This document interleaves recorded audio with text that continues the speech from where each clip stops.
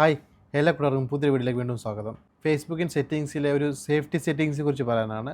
നമ്മളെല്ലാവരും Facebook use ചെയ്യുന്നവരാണ്. നിങ്ങൾക്കൊരു കാര്യം അറിയുമോ? നമ്മുടെ ഫോട്ടോസും വീഡിയോസും ഫേസ്ബുക്ക് വാച്ച് ചെയ്യുന്നുണ്ട്.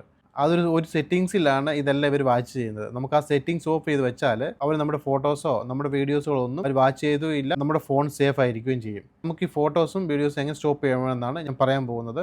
ഡെയിലി ഞാൻ ഇടുന്ന ഇതുപോലെ ഉപകാരപ്രദമായ വീഡിയോ കിട്ടാനായിട്ട് സബ്സ്ക്രൈബ് വെച്ചേക്കുക.